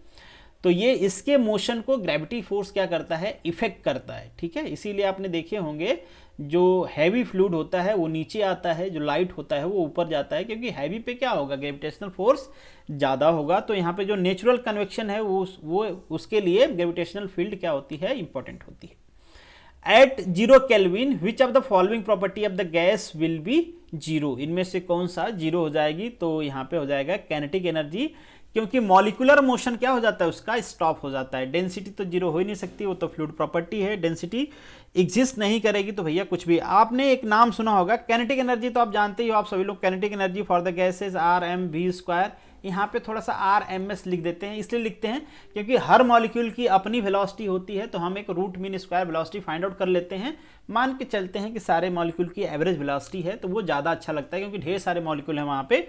तो ये जो VRMS होता है ना, मतलब ये जो एवरेज वेलोसिटी होती है मॉलिक्यूल की, that is proportional to temperature के, ठीक है। अब ये कहाँ से आया? ये तो डेरिवेशंस हैं, बहुत ही सिंपल हैं, आप देख लेना। तो डायरेक्टली प्रोपोर्शनल होती है अंडर रूट के, मतलब टेम्परेचर के। अब एब्सोल्यूट टेम्परेचर 0 हो गया तो ये क्या हो जाएगा? मॉलिक्यूलर मोशन 0, वेलोसिटी 0, मतलब kinetic energy 0। Cooking gas container are kept on the lorry moving with uniform speed. अगर यूनिफॉर्म स्पीड से वो मूव कर रहे हैं, दैट्स मीन कि वहाँ पे जो टेम्परेचर होगा दैट विल रिमेन सेम। अभी हमने फॉर्मूला बताया, क्योंकि वेलोसिटी जो होती है, मतलब RMS वेलोसिटी जो होती है डायरेक्टली प्रोपोर्शनल टू T होती है। और चूंकि ये यूनिफॉर्म वेलोसिटी से मूव कर रहे हैं, जिस लॉरी पे वो रखा गया है, कंटेनर यूनिफॉर्म वेलोसिटी से मूव कर रहा है, तो जो मॉलिक्यूलर मोशन होगा वो भी यूनिफॉर्म होगा। हम टेंस टू यूनिफॉर्म मान ले रहे हैं क्योंकि हमारे पास कोई ऑप्शन नहीं है, दूसरा कुछ कहा नहीं गया है कि फलाने एक मॉलिक्यूल है तेज है, दूसरा स्लो है। तो हम ये मान के चलते हैं कि यूनिफॉर्म मोशन मॉलिक्यूल में होगा। जब यूनिफॉर्म मोशन होगा मॉलिक्यूल में, वेलोसिटी चेंज नहीं हो रही है, तो टेम्परेचर भी चेंज होने का कोई वो बनता नहीं है, क्योंकि दूसरा कोई सोर्स है नहीं वहाँ पे, दूसरे किसी सोर्स के बारे में बताया नहीं गया है। अगर ऊपर से बता देता है भाई कि ऊपर से हाई रेडिएशंस आ रही हैं और जो कंटेनर है वो इंसुलेटेड है, तो क्या होगा? तो भी सेम ही रहेगा, क्योंकि इंसुलेटेड दे दिया। हाँ, अगर ये कहता है हाई रेडिएशन आ रही हैं और जो कंटेनर है वो हाईली कंडक्टिव है, उस टाइम पे क्या होगा भाई? भी बढ़ जाएगा, टेम्परेचर बढ़ जाएगा, ठीक है। खैर, ये सब केसेस हो सकते हैं, तो यहाँ पे ऑप्शन हो जाएगा सी। नेक्स्ट जो क्वेश्चन है आपका, for the given heat flow and for the same thickness the temperature drop across the material will be maximum. Temperature drop की बात कर रहे हैं, सिंपल फंडामेंटल से समझ लो। आपको एग्जांपल देता हूँ एक, ताकि आपके दिमाग में ये बैठ जाए, फिर निकले ना कभी, ठीक है। काफ़ी सारे लोग ऐसे क्वेश्चंस में कंफ्यूज होते हैं। हम ये मान के चल रहे हैं, बच्चे पार्टी, हम ये मान के चल रहे हैं कि ये वुड है, क्या है ये वुड है और ये एल्यूमिनियम है, ठीक है, ये एल्यूमिनियम है। यहाँ का टेम्परेचर हमने लिख दिया, मान लीजिए कि यहाँ पे हमने गर्म कर रहे हैं, इस सरफेस को हम गर्म कर रहे हैं, कुछ इस तरीके से है, ठीक है, इस तरीके से है, ये थिकनेस है बेसिकली इसकी, ठीक है। तो ये वाला सरफेस हम गर्म कर रहे हैं, इधर वाला सरफेस हम हॉट कर रहे हैं। तो यहाँ इस वाले सरफेस का हम टेम्परेचर मान लेते हैं 50 डिग्री। तो यहाँ का टेम्परेचर क्या होगा वुड के केस में, 10 डिग्री के आसपास, 5 डिग्री के आसपास, मान लीजिए कुछ भी। यहाँ का टेम्परेचर अगर एल्यूमिनियम के केस में 50 है, तो यहाँ का टेम्परेचर क्या होगा, 48 हो सकता है, 47 हो सकता है, इसके आसपास ही रहेगा, नहीं काफ़ी क्लोज रहेगा, जो क्योंकि इसकी कंडक्टिविटी क्या है, ज़्यादा है। तो जितना हीट इधर आएगी फटाफट वो क्या हो जाएगी, कंडक्ट होती रहेगी। इसका मतलब क्या है, इसमें टेम्परेचर ग्रेडियंट क्रिएट हुआ ज़्यादा नहीं। जितना कंडक्टिविटी ज़्यादा होती है जिस मटेरियल की, वहाँ पे टेम्परेचर ग्रेडियंट नहीं क्रिएट होता। नहीं, देखो Q इक्वल टू क्या होता है, KA delta T by delta है। एरिया सेम है, इन दोनों को हमको देखना है। अगर कंडक्टिविटी ज़्यादा है, टेम्परेचर ग्रेडियंट कम भी रहेगा, हीट ट्रांसफर हो जाएगा इजीली, ठीक है, टेम्परेचर ग्रेडियंट की जरूरत है नहीं। अगर कंडक्टिविटी कम है, ठीक है, हीट ट्रांसफर वही है, तो ये क्या, टेम्परेचर ग्रेडियंट बढ़ेगा। तो यहाँ पे देखो टेम्परेचर ग्रेडियंट इसमें ज़्यादा होता है, मतलब यहाँ पे अगर यहाँ पे 50 है तो यहाँ पे 45 होगा, यहाँ पे 30 होगा, 20 होगा, 10 होगा, 5 होगा। इस तरीके से टेम्परेचर ग्रेडियंट हर लेयर में आपको मिलेगा, बट यहाँ पे टेम्परेचर ग्रेडियंट आपको नहीं मिलेगा, क्योंकि जो टेम्परेचर यहाँ पे है वो इधर आ जाएगा। तो यहाँ पे थर्मल कंडक्टिविटी जिसकी कम होगी उसमें टेम्परेचर ग्रेडियंट आपको सबसे ज़्यादा मिलेगा। तो गॉस उल की बहुत ही कम होती है। वैसे आप याद कर लेना, काफ़ी सारे की मटेरियल की आपसे कभी कभी थर्मल कंडक्टिविटी भी डायरेक्टली पूछ लेते हैं।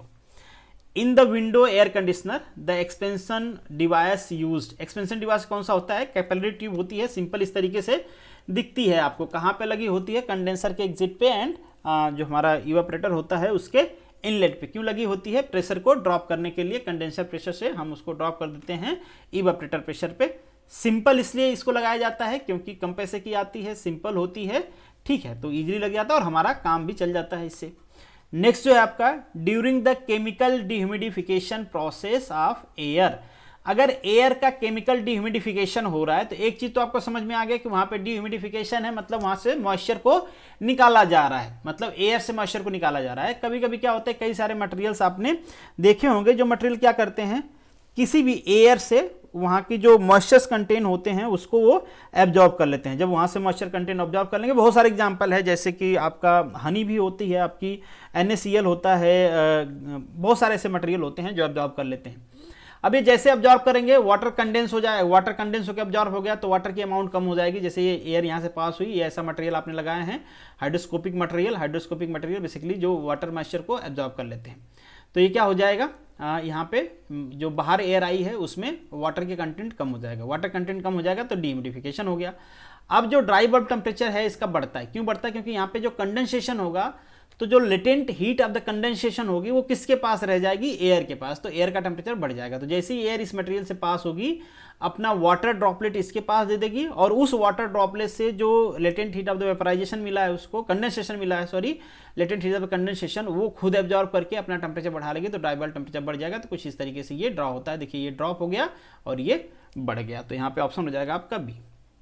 अ fluid is said to be Newtonian when the shear stress is, fluid Newtonian fluid कब होता है, न्यूटोनियन फ्लूइड होता है, आप सभी को पता है कि जो रेट ऑफ डिफॉर्मेशन होता है वो डायरेक्टली प्रोपोर्शनल होता है शेयर स्ट्रेस के। मतलब शेयर स्ट्रेस, आपने फ्लूइड में थोड़ा सा भी पुश किया, उसको थोड़ा सा भी शेयर दिया तो वो सस्टेन नहीं करता है, फ्लो करते रहता है। और न्यूटन साहब ने कहा कि ये रिलेशन होता है basically proportional to delta u by delta y, मतलब वेलोसिटी ग्रेडियंट के, यहाँ पे म्यू मतलब विस्कोसिटी, ये इसका कोफिशिएंट होता है। तो इस तरीके से जो भी हैं, जैसे कि वाटर है, एयर है, गैसेज हैं, ये सारे क्या हैं, न्यूटोनियन फ्लूइड हैं। अगर नॉन न्यूटोनियन फ्लूइड की बात करें तो जो हमारा ब्लड है वो बेसिकली नॉन न्यूटोनियन फ्लूइड में आता है, वो इसको फॉलो नहीं करता। तो directly proportional to the velocity gradient, ये आपकी वेलोसिटी ग्रेडियंट। नेक्स्ट जो क्वेश्चन है, a fluid is one which can be defined as the substance that can deform indefinitely under the action of the smallest shear force. बहुत ही simple बात है कि जैसे ही आपने शेयर लगाया उस पर, जैसे मान लीजिए ये फ्लूइड लाइन है, और इसको जैसे ही आपने थोड़ा सा पुश किया तो ये क्या करेगा, तुरंत डिफॉर्म हो जाएगा, ठीक है, तुरंत डिफॉर्म हो जाएगा इस तरीके से। अगर ये डिफॉर्म नहीं होता तो आपको क्या लगता है, यहाँ पे फ्लो आपको मिलता, फ्लूइड फ्लो ही नहीं करता, जैसे सॉलिड खड़ा रहता है वैसे आपका फ्लूइड भी खड़ा रहता। कितना तकलीफ बढ़ जाती है यार कि आप पंप लगा के धक्का दे रहे हो, फ्लूइड आगे ही नहीं बढ़ रहा है, ढीठ पड़ा हुआ है जैसे सॉलिड पड़ा होता है, ठीक है। तो ये प्रॉब्लम होती है और ये फायदा है, मतलब as a human being nature ने इस तरीके से चीज़ों को बनाया है कि ये थोड़ा भी डिफॉर्मेशन क्या करते हैं, रेजिस्ट नहीं करते हैं। तो जैसे आप इनको पुश करते हो ये फ्लो करना स्टार्ट कर देते हैं। तो आप ऑप्शन हो जाएगा आपका बी, स्टैटिक फ्लूइड कैन है। इस क्वेश्चन में थोड़ा सा डाउट होगा कुछ लोगों को। देखिए स्टैटिक फ्लूइड है तो शेयर फोर्स तो है नहीं वहाँ पे, तो शेयर फोर्स है नहीं, शेयर स्ट्रेस क्या हो जाएगी, जीरो, इसमें किसी को डाउट नहीं होगा। डाउट कहाँ पे होगा, आपका जो नॉर्मल स्ट्रेस है वो नेगेटिव होगी कि पॉजिटिव होगी। Normal stress P equal to क्या होता है, रो जी एच होता है, ठीक है।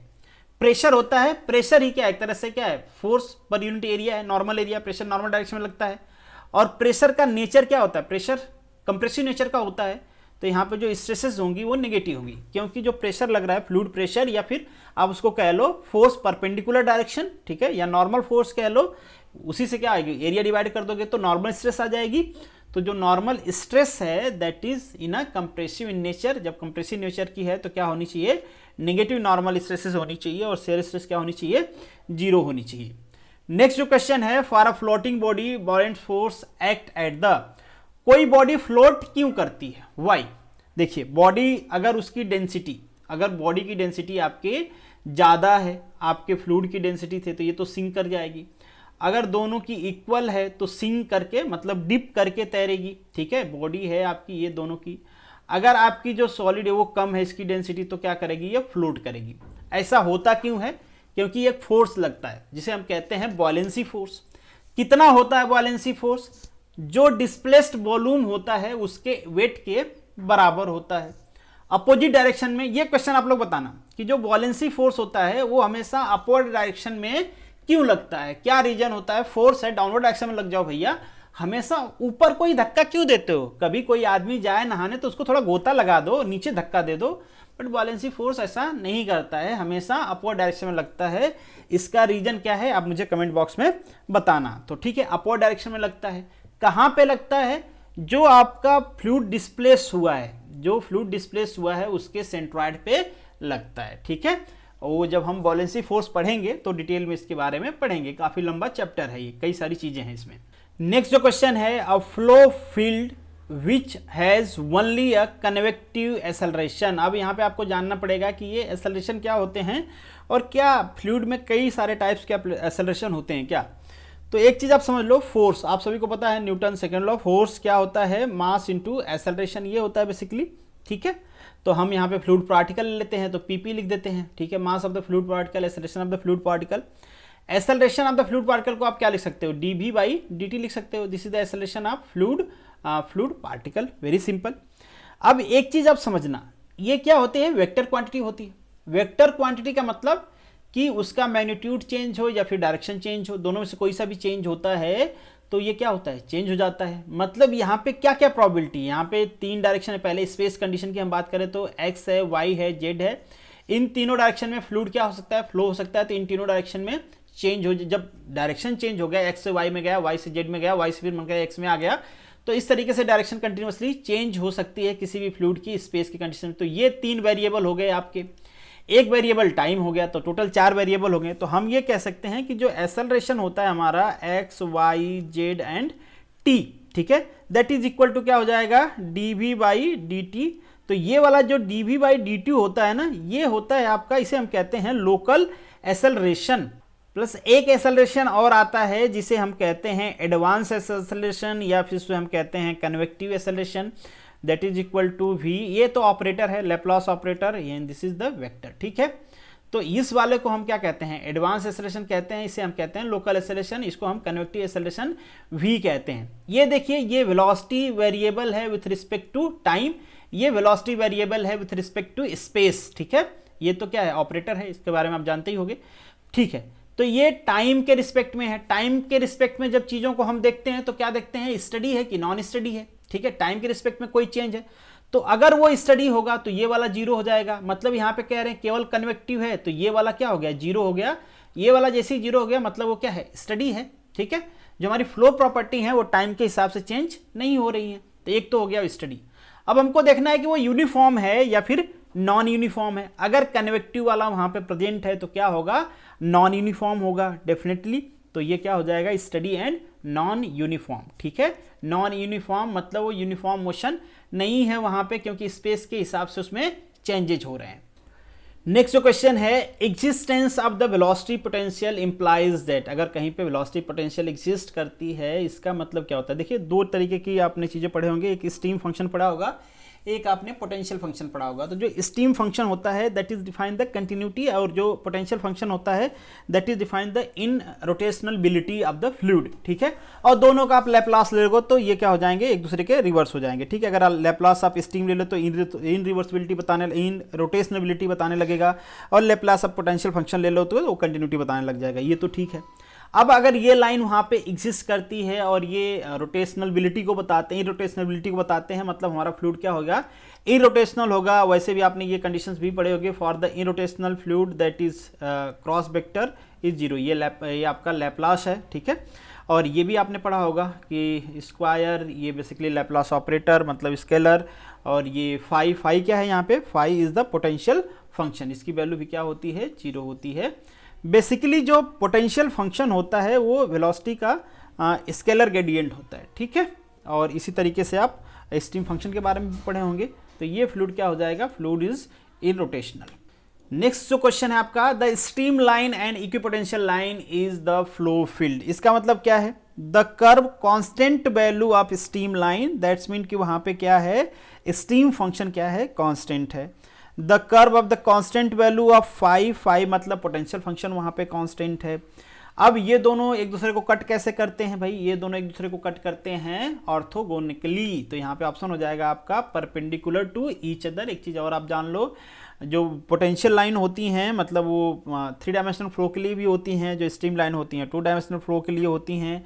बाकी मैंने आप इनके बारे में बता दिया कि कौन सी कंटिन्यूटी को बताते हैं, कौन सी इरोटेशबिलिटी को बताते हैं।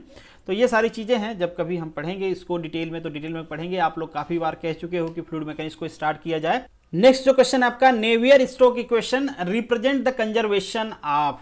किसके कंजर्वेशन की बात करते हैं, ये मोमेंटम कंजर्वेशन की बात करते हैं। कहां से डिराइव किया गया भाई, इसको नेवियर स्टोक्स इक्वेशन को डिराइव किया गया second law, Newton second law से। ठीक है, न्यूटन सेकेंड लॉ क्या है आप सभी को पता है, F = ma। वो भी मूवमेंट कंजर्वेशन की बात करते हैं। कैसे करते हैं थोड़ा सा यहाँ पे आप देख लो, बहुत ही सिंपल है। तो ये m, इसको क्या लिख सकते हो आप, डेल्टा v/डेल्टा t। इसको इधर ले आओ भाई, तो डेल्टा mv, ये क्या हो गया मोमेंट। ठीक है, तो डेल्टा v/डेल्टा t। ठीक है, तो ये न्यूटन सेकेंड लॉ है, न्यूटन सेकेंड लॉ से डिराइव किए गए हैं। तो ये भी किसके बारे में बात करते हैं, मोमेंटम कंजर्वेशन के बारे में बात करते हैं। ये कहते हैं जो फोर्स होगा that is equal to gravity, pressure and viscous, मतलब जहां पे विस्कस फ्लो होता है उसके एनालिसिस के लिए हम इसका यूज करते हैं। नेक्स्ट जो क्वेश्चन है, with in the boundary layer of study incompressible flow the Bernoulli equation. Bernoulli equation क्यों नहीं लगेगा भाई, क्योंकि वहां पे फ्रिक्शन होता है। आप सभी लोगों ने देखा होगा, बर्नौली साहब ने कहा था कि जो टोटल एनर्जी होती है, total energy for any cross section that should be a constant, वो कांस्टेंट होनी चाहिए। मतलब हम यहाँ पे कौन कौन सी एनर्जी कंसीडर करते हैं, हम प्रेशर, काइनेटिक एंड हेड को कंसीडर करते हैं। अब वहाँ पे कहीं पे भी फ्रिक्शन लॉसेस के बारे में बात किया गया नहीं है, और यहाँ पे तो क्या होगा, फ्रिक्शन लॉसेस होंगे। क्यों फ्रिक्शन लॉसेस होंगे भाई, बाउंड्री लेयर बनेगी ही फ्रिक्शन लॉसेस की वजह से, फ्रिक्शन की वजह से। अगर फ्रिक्शन नहीं रहेगा तो बाउंड्री लेयर बनेगी ही नहीं। बनेगी क्या, फ्रिक्शन अगर गया, विस्कोसिटी गई, मतलब लेयर एक दूसरे को रोकेंगी नहीं, तो वेलोसिटी ग्रेडियंट आएगा ही नहीं। ठीक है, तो यहाँ पे वो वैलिड नहीं है। Which one of the following is not a rotating machine. इनमें से कौन सा रोटेटिंग मशीन नहीं है, तो कौन सा नहीं है, जेट पंप नहीं है। बेसिकली ये क्या करते हैं, जो एरिया होती है, एरिया चेंज होती है, जिसके वजह से क्या होता है, वेलोसिटी बढ़ती है। मतलब हम ये कह सकते हैं जो वेंचुरी इफेक्ट आपको मिलता है ना, वो यहाँ पे मिलता है, जिसकी वजह से प्रेशर डिफरेंस मिलता है और फ्लो मेंटेन रहता है। नेक्स्ट जो क्वेश्चन है ये तो बहुत ही सिंपल है। ठीक है, मास, एरिया, डेंसिटी जो दिया है, इंपैक्ट ऑफ जेट की वैल्यू फाइंड आउट करने हैं। तो इंपैक्ट ऑफ जेट कौन से प्रिंसिपल पे भाई, वही मोमेंटम कंजर्वेशन पे बात करते हैं ये। तो क्या हो जाएगा, m velocity of jet minus velocity of जो प्लेट है आपकी, प्लेट मान लेते हैं, चूंकि स्टेशनरी है तो प्लेट क्या हो जाएगा, जीरो हो जाएगा। ये क्या है, डिस्चार्ज है। ठीक है, m कांस्टेंट नहीं है, डिस्चार्ज है, तो ये वेलोसिटी ऑफ जेट हो जाएगी। m को आप क्या लिख सकते हो, m को लिख सकते हो आप रो ए वी, और ये v का स्क्वायर हो जाएंगे तो रो ए वी स्क्वायर हो जाता है, तो ये square of the velocity of jet. Next जो आपका क्वेश्चन है, क्यों लगाया जाता है भाई एयर वेसल, क्यों लगाया जाता है? इसलिए लगाया जाता है कि ये एक तरह के रिजर्वायर की तरह काम करते हैं। अब ये भाई साहब एक सेक्शन में तो सप्लाई कर देंगे, जो वापस से जब ये इसको खींच रहे होंगे उस टाइम पे सप्लाई कहाँ से आएगी, तो इंटरमिटेंट ना हो, फ्लो कांस्टेंट रहे, इसलिए हम क्या करते हैं एयर वेसल लगा लेते हैं। यहाँ पे कंप्रेस्ड एयर का यूज करके हम क्या करते हैं, एक बार जब वाटर आया तो यहाँ पे रिजर्व कर लेते हैं, वापस से जब ये सेक्शन वापस सक कर रहा होगा उस टाइम पे ये वाटर सप्लाई होगा, तो हम इससे कंटिन्यूटी मेंटेन रख सकते हैं। नेक्स्ट जो क्वेश्चन है आपका, which one of the following pump is not a positive displacement pump? कौन सा इसमें से नहीं है सेंट्रीफ्यूगल पंप, बाकी सारे पॉजिटिव डिस्प्लेसमेंट हैं। सेंट्रीफ्यूगल पंप में क्या होता है, जो रोटेटिंग एनर्जी होती है उसको हम हाइड्रोस्टैटिक एनर्जी में कन्वर्ट कर लेते हैं, तो यहाँ पे जो है सेंट्रीफ्यूगल पंप है, that is not a displacement, positive displacement pump. Next है when the centrifugal pump is started, जब स्टार्ट होता है, ये बेसिकली सेंट्रीफ्यूगल पंप का आपको डायग्राम दिख रहा होगा। वो कह रहे हैं there will be a no flow of water until the pressure rise to the impeller in large enough to overcome the manometric head. Manometric head वही हेड होता है जिसपे आपका ये काम कर रहे होते हैं, जिस लेवल पे काम कर रहे होते हैं ये वाला टोटल, तो मैनोमेट्रिक हेड ये होता है। वैल्यू क्या होती है अगर आप लिखना चाहो तो कहीं कहीं पे आपको अलग भी दिया गया रहेगा, बट इन जनरल अगर हम बात करें तो मैनोमेट्रिक हेड की वैल्यू होती है एच एम इक्वल टू, पहला क्या आ जाएगा सक्शन हेड, जैसे सक्शन पाइप का हेड है यहाँ से यहाँ तक का, तो आपका आ जाएगा सक्शन हेड प्लस आ जाएगा डिलीवरी का हेड, मतलब जो डिलीवरी वाली पाइप है उसका हेड, प्लस लॉसेज आ जाएगा, तो आप इसका फ्रिक्शन लॉसेज इसका फ्रिक्शन लॉसेज, तो दो लॉसेज लेने, तो ये हो जाएगा friction loss in suction pipe plus होता है friction loss in delivery pipe. इसके बाद किस वेलोसिटी से यहाँ पे आप थ्रो कर रहे हैं उसके लिए भी एनर्जी चाहिए, तो ये पूरा मिलके क्या हो जाता है वी स्क्वायर बाई 2g हो जाएगा, तो ये पूरा मिलके क्या बन जाता है मैनोमेट्रिक हेड बन जाता है। इसके अगेंस्ट में आपके पंप को काम करना रहता है, तो जब तक उससे कम रहेगा डिलीवरी का कोई चांस ही नहीं है, पंप ही नहीं कर पाएगा वो। In centrifugal pump cavitation is reduced by, पहले ये जान लो आप कैविटेशन क्या होता है। कैविटेशन अगर मान लीजिए कहीं पे बबल फॉर्मेशन हो रहा है, बबल फॉर्मेशन हो रहा है और वो कोलैप्स हो गया, ठीक है, मतलब लो साइड में बबल फॉर्मेशन हुआ, जैसे ही हाई प्रेशर साइड गया वो क्या हो गया कोलैप्स हो गया, जैसे ही वहाँ पे कोलैप्स होगा वहाँ का प्रेशर क्या हो जाएगा डाउन हो जाएगा। जैसे ही प्रेशर डाउन होगा, प्रेशर डाउन का मतलब हम ये बात कर रहे हैं कि जो नेट पॉजिटिव हेड है, जो नेट पॉजिटिव हेड अवेलेबल है, वो जितना रिक्वायर्ड नेट पॉजिटिव हेड है जब उससे कम हो जाएगा तो डिलीवरी नहीं होगी। कम क्यों हो जाएगा, जो अवेलेबल है वो कम क्यों हो गया, कम इसलिए हो गया कि बबल फॉर्मेशन हुआ और वो जब कोलैप्स करेगा तो वहाँ पे जो प्रेशर होगा उसको डिक्रीज कर देगा, क्योंकि बबल के अंदर तो क्या होता है एयर होती है, ठीक है, तो इसे बेसिकली हम क्या कहते हैं कैविटेशन कहते हैं। किस तरीके से इसको रिड्यूस कर सकते हो, काफ़ी सारी चीज़ें हैं यहाँ पे जिसको रिड्यूस करने से आप रिड्यूस हो जाएगा, जैसे कि विस्कोसिटी फ्लूइड की बहुत ज़्यादा ना हो, बहुत हाई विस्कस फ्लूइड रहेगा तो चांसेस रहेंगे, और जो लॉन्ग इनलेट मत बनाओ आप, बहुत ज़्यादा लॉन्ग इनलेट बना दोगे तो भी ऐसा होगा, टेम्परेचर बहुत ज़्यादा रहेगा तो भी ऐसा होगा। काफ़ी सारे रीजन होते हैं कैविटेशन के, कैविटेशन पे जब कभी हम डिस्कशन करेंगे तो और डिटेल में करेंगे बेसिकली। नेक्स्ट जो क्वेश्चन है, in vapour compression cycle condition of refrigerant in low pressure saturated vapour. Low pressure है मतलब कंडेंसर से नीचे वाली लाइन की बात कर रहे हैं, ठीक है, कंडेंसर से नीचे वाली लाइन कौन सी है, इवेपोरेटर वाली लाइन, ठीक है, उसमें होगा। अब ये कह रहे हैं सेचुरेटेड वेपर है मतलब वो एग्जिट कर रहा होगा आपके इवेपोरेटर को, तो ये बेसिकली लाइन होती है इस तरीके से, हम कह सकते हैं ये टीएस डायग्राम है, तो ये वैसे वैसे जाते हैं कंप्रेस, ये इस तरीके से, ठीक है, ये सारी चीज़ें 1 2 3 4, तो ये आपका है इवेपोरेटर, ये लो प्रेशर लाइन है, ये क्या है सेचुरेटेड, ये सेचुरेटेड वेपर है, ये सेचुरेटेड लिक्विड है। नेक्स्ट जो आपका क्वेश्चन है, विच of the following is not true for heat pump, कौन सा इसमें से सही नहीं है हीट पंप के लिए।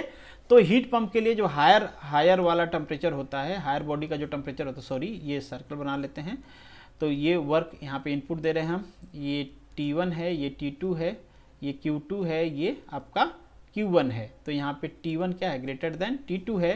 तो जब रेफ्रिजरेशन हम कहते हैं तो हम इसको एज ए डिजायरेबल सिस्टम लेते हैं, जब पंप कहते हैं तो इसको एज ए डिजायरेबल सिस्टम, क्योंकि पंप क्या करता है हमारे स्पेस को हीट करता है और रेफ्रिजरेशन क्या करता है हमारे स्पेस को कूल करता है।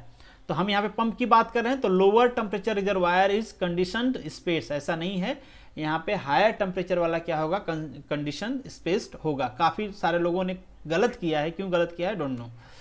नेक्स्ट है जो the viscosity of the liquid decreases with increases the temperature due to viscosity, viscosity क्यों है, हमारे फ्लूइड की विस्कोसिटी क्या है, उसका रीजन क्या है, because the cohesive forces molecule को एक दूसरे को पकड़ के रखना, छोड़ना नहीं, मतलब इंटरनल रेजिस्टेंस को ही कहते हैं। अगर इंटरनल रेजिस्टेंस खत्म हो जाए तो विस्कोसिटी कम हो जाएगी। गैसेज में इंटरनल रेजिस्टेंस नहीं होता, विस्कोसिटी क्या होती है, कम होती है, फ्लो करते रहते हैं मॉलिक्यूल, कोई इंटरबॉन्डिंग है ही नहीं वहां पे। तो ये क्यों होते हैं, due to the cohesive force. और जैसे ही आप टेम्परेचर बढ़ाओगे मॉलिक्यूल के बीच का इंटरेक्शन क्या हो जाएगा, कम हो जाएगा, मॉलिक्यूल तेजी से मूव करना शुरू कर देंगे, तो ये क्या हो जाएगा, बेसिकली कोहेसिव फोर्स डिक्रीज कर जाएगा, तो विस्कोसिटी भी आपकी डिक्रीज कर जाएगी। इसका उल्टा गैसेज में होता है, गैसेज में जो विस्कोसिटी होती है that is due to the collision, ठीक है। तो नंबर ऑफ कोलिजन अगर बात करें आप, तो नंबर ऑफ कोलिजन टेम्परेचर बढ़ाने से क्या होगा, वो बढ़ जाएगा। तो गैस के केस में विस्कोसिटी क्या हो जाएगी, बढ़ जाएगी, बट लिक्विड के केस में विस्कोसिटी क्या हो जाएगी, घट जाएगी, बिकॉज कोहेसिव फोर्सेस क्या हो जाएंगे, डिक्रीज हो जाएंगे। नेक्स्ट जो क्वेश्चन है, falling drop of the rain acquire the spherical shape and the count of.